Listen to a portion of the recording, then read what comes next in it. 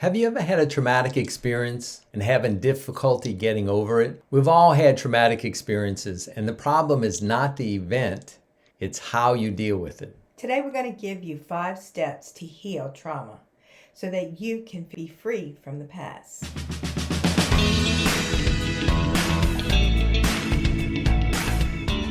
So welcome to I Have a Voice. I'm Dean Sunseri. This is HollyKem Sunseri. And we're going to give you the 5 steps to heal from trauma. But before we get into that, let's look at what is trauma. A simple definition of trauma is that it's a very distressing experience that's so overwhelming that you cannot process it in the moment. The memory of that gets lodged in a part of your brain and in the body. And then that experience actually becomes a conscious or unconscious trigger, right? Yeah. You ever have triggers?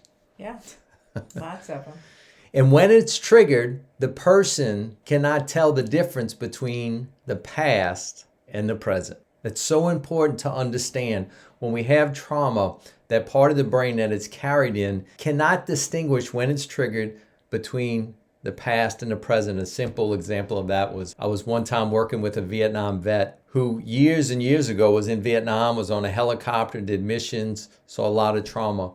We were in the office and a helicopter drove over real slowly. He curled up under the table, was shaking like a leaf. And this was years and years after Vietnam. But when that trauma was triggered, he couldn't tell the difference between years ago and right now. And that's a pretty extreme example, but we all have had those experiences to a greater or lesser degree. And the other thing about trauma is in our language, it's what we call the wounded child, right? What's the wounded child? The wounded child is the part of us that holds all of our emotional pain from the past. And when the present happens, if I don't deal with it, it goes into that part of me. And it has no sense of time, and it thinks in symbols. That's the biggest key here, that it has no sense of time, and it thinks in symbols. And you'll recognize that, like if there's a death in your life, you can see that something can trigger it, and it feels like that person died yesterday. So it's real easy to see in large traumatic events, but there's a lot of underlying ones that happen that we stuff that we don't realize that is getting played out in our lives. Yeah, so traumatic events can be events that have happened, but they could be very difficult emotional experiences that we have not resolved. And so let's go into step number 1 on the 5 steps to heal trauma. Number 1 is you need to debrief the story. A good rule of thumb is if you are bothered by a memory that's older than 18 months and you keep having it over and over again, consider it as traumatic. In debriefing the story, you need to share the story with a trusted or an emotionally healthy friend, or maybe a family member, or even a professional. The story needs to go from inside of you to where? Outside of you. Well, in that too is that one of the major things that helps heal a person is when you say it from your own mouth and you hear it in your own ear. That it's not just inside of your head or inside your stomach, that it needs to be said and it needs to be heard with a loving ear. Yeah, so you need to debrief the story. Another way of doing that is not only saying it, but you can write the story out. We know in the workshops that we do, we have people draw out the stories. Express it in some way. It can be done through music, it can be done through poetry, but any act of getting it from the inside to the outside is the first step to getting relief from a traumatic experience. I was thinking about Taylor Swift. She does this in her writings of all her songs, of all her breakups.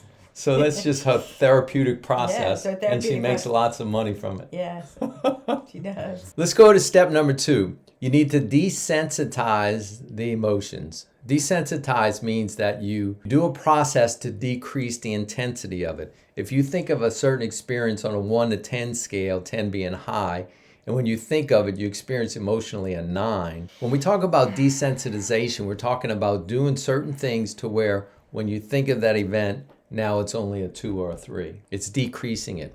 So in desensitizing the emotions of trauma is actually carried not only in your mind, but it's also carried in your body. And emotions are energy, and that energy needs to be recognized, it needs to be validated, and it needs to be released.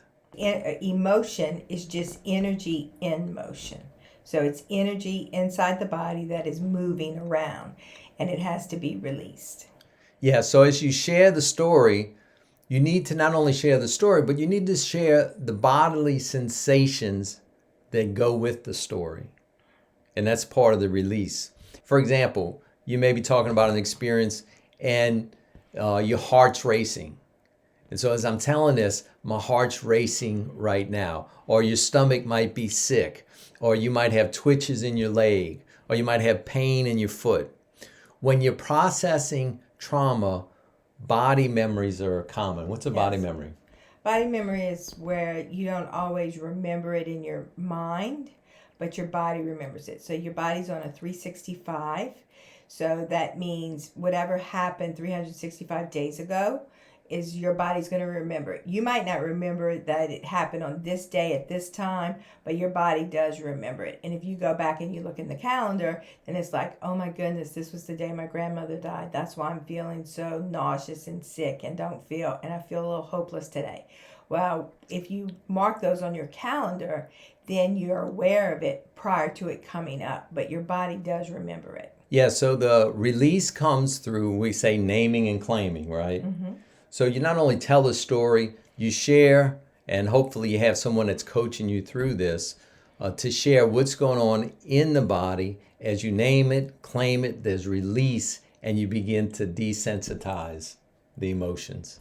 Step number 3, you need to deal with the deceptive beliefs or unhealthy beliefs or beliefs that are not true is a deceptive belief. And a lot of people don't understand what beliefs means. They're thoughts. The thoughts. But they're thoughts that are continuous. Yeah, and as oftentimes if we have an event, you might experience, say you had a traumatic event with a teacher. Part of you might think teachers are good and helpful. Another part of you might think that teachers are all bad, evil, and out to get you. Right, and whatever one of those you water the most is the one you're going to hear the loudest. Yeah. So you need to deal with the deceptive beliefs. It needs to be what we call reprocessing. You not only reprocess the experience, but you reprocess the messages you told yourself, right, about the experience. And so reprocessing is when you process the thoughts connected with the trauma. Right. And we're seeking, as we said, to correct the deceptive beliefs. So you might say, what's an example? Say that you had a painful breakup through someone betraying you. There could be a deceptive belief that all men are cheaters. And that may be true for some, but perhaps not all. But if you have that belief and it lives inside of you, it's probably going to keep you from ever getting into another relationship. Right. If you were bit by a dog, you might say all dogs are dangerous. Right, and that's not true. All dogs are not dangerous. There may be some dogs that are dangerous, and the one that bit you is dangerous, but not all. Yeah. When we start getting into the all and forever and always, never, you never do this, it's always this, all, then you kind of know you're stuck in an unhealthy belief system. Yeah. That's a key. 2 resources to help you really deal with deceptive beliefs. One is EMDR, which is eye movement reprocessing, or desensitizing and reprocessing. But it's a whole technique in therapy that actually helps you work through the trauma and also helps you work with the deceptive beliefs. In our language, Voices Within, it's a wonderful process to help you begin to divide up. How's it helpful to help you deal with deceptive beliefs? You start to categorize your thoughts, feelings, and beliefs. So when all of that is in the jumble, then you give mixed messages to yourself, you give mixed messages to other people. I always say it's like folding clothes. If you start folding clothes and you put them all in the same pile, and you put them all in the same drawer, it's really difficult to get ready in the morning. So it's really difficult to be... Sounds like my drawer. No, it doesn't, because I organize your drawer. But when you put your coats together and you put your shirts together and you put your underclothes and you separate them, your socks from your underwear, it's a lot easier to get ready in the morning. So it's the same process here with the Voices Within. Our process helps you to dissect and put them them in different categories. So when you have these thoughts or when you have these unhealthy belief systems, you know where to go to be able to move past them. Yeah. So it makes it easier to identify, Yes. right, the deceptive beliefs. Yes. And so we need to externalize these irrational beliefs, and that's all part of the reprocessing. As you're processing and you're saying, all men are cheaters, and you hear yourself saying Right. that, and you see where that all leads to, and you get feedback on that, then you start to reprocess and say, okay, some men are cheaters, Right. some are not, and you're able to open up and get to a greater place of truth. And you're actually coming out of the trauma by doing that. Yeah, well, and I mean, like in our process, you're looking at, give me a list of the men that were cheaters that you know and that you dated or married to. And so you make that list. Now give me a list of men that you know that has never cheated. And you make that list. And then tell me what's the pain that goes with being with a cheater. And that would be your wounded self. And then tell me the joy that you've experienced with the men that haven't cheated. They may not be your spouse, but you know of your friend's husband has never cheated. And how does that feel? And then as you start to separate that, then you start to get to another place. Yeah, that's good. That's putting the clothes in the different drawers. Exactly. She always says she's the smartest. No, I say I'm the best. I don't say smartest. I never say the smartest. You're the smartest. Let's get into step number 4 in healing trauma. Step number 4 is to reframe the trauma in your spiritual vision. You need to identify your spiritual belief system and let that meet the trauma. Well, and this is another good place, is that if you've been wounded in the spiritual context, in a church, with a priest, with a pastor, maybe your parents were over controlling with spiritual things, then which part of you believes in God and which part of you rejects? Yeah. So we go back to the dissection. The dissection of the voices. Yeah. So, for example, if a person, say, believes in Jesus, Right. when we're processing the trauma, we'll often ask, where was Jesus when the event happened? We're bringing those together. Right. Or we might ask, what does he say about the experience? Right. There's this integration. Look, if there's no spiritual belief systems due to injury, due to the lack of nurturing, due to whatever, the individual is actually missing a dimension that often solves many traumas. Yeah, because there's so much fear if there's nothing beyond where you are. Like if this is it, then this is it. When you have a spiritual component to your life and you have a relationship with a higher power, God, Jesus, then you're going from there's something beyond me to help me in this moment of loneliness and this moment of pain. Especially because most pain is caused by other human beings. Yeah. Well, many people are proud of having no spiritual belief system as if it's a badge of courage or something. And I often feel sorry for them. So do I. Because and not in a like a pity way, but just in how lonely it is. Yeah, and you have no healthy way to categorize tragedy. You have no way of categorizing death, betrayal, sin, or evil. And it's really in a healthy spiritual vision that you're able to categorize those things so that you can overcome them and actually come out the other side with a sense of hope. Yeah, and for people that know people that are in that position where they consider themselves an atheist or a high agnostic, that for us that do have a spiritual connection, that do have a relationship with God, that we need to have more compassion for those people, because more than likely they've been wounded and unfortunately God got the wrath. And so, for us to continue to pray for them with a loving heart and a compassionate heart, and not be so pushy, but use our examples of how God has helped us through things without being like so proselytizing or something like that. That's the word I was looking for. I just can't say it. Thank you. There's many words I can't say. Yeah. But I know what I want to say.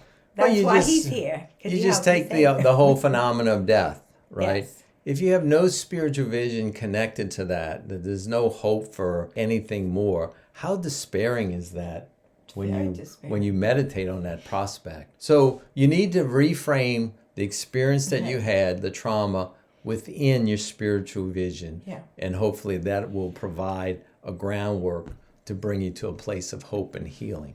Number 5, the 5th step is you need to ground your healing in a symbolic act. Yeah. We'll explain what that means. Symbols are powerful anchors for healing, and symbols also ground your mind, your body, your spirit, and your emotions into healing. We have lots of symbols that we use to help us make transitions. We have weddings, we have funerals, we have bar mitzvahs, we have confirmation, we have graduations, we have birthday celebrations. All of these are symbolic acts to help what? A person move in a transition to another place. I would say, which it's interesting because they're all celebrations, except, well, even in a funeral, because we're celebrating their life. Yeah. Which is interesting that a symbolic act is all a celebration. It is, usually the symbolic act that's a celebration is a combination of a loss and a gain. Yeah. So it does have both that grief and celebration element to it. If I'm getting married, the celebration is I have a new spouse, but I'm letting go on some level the family of origin that I came from. And your or bachelorhood. friendship or whatever. Yeah, so there's usually a combination. The bachelorhood always kind of causes a lot of pain for some men. Look at me, go with my buddies. That's right. That's right. No more Friday night poker games out to 2 a.m. So, so do a symbolic act. We always advocate in this healing process, you end this process. So the 5th step is to do a symbolic act that honors the healing of the trauma. Let's give you some examples. Like say that you had a traumatic event about and you're needing to forgive someone. It could be write the forgiveness letter out, bring it in the backyard, and burn it. Right. Symbolic act. Going to the physical site, perhaps of an accident, and marking it in some way. If you lost someone that was close to you, that's deceased very suddenly, and they had something they wanted to do on their bucket list, like to go to a Yankees baseball game. Well, go to a Yankees game and honor them, and that symbolic act will help ground your healing. So you need to do some type of symbolic act to ground your healing mind, body, and emotions. Buy a Yankee hat. Buy a Yankee hat. You have one. Yeah, well, and then you wear the Yankee hat, and, every time you wear it, it reminds you of the goodness. Yeah. Mm-hmm. The winning. So the 5 steps to healing trauma. Number 1, debrief the story. Number 2, desensitize the emotions. Number 3, deal with the deceptive beliefs. Number 4, reframe in your spiritual vision. And finally, ground your healing in a symbolic act. You do those 5 steps, and I promise you will move significantly along the continuum of healing that traumatic experience. We also have a recommended resource. We did a video called How to Cope having traumatic triggers. We all get triggered, and sometimes we're conscious of it, we're not conscious. We want to be conscious. We want to be conscious. And so this video will really help you work through triggers and let them go. And so we will see you in the next video. Have a voice. God bless.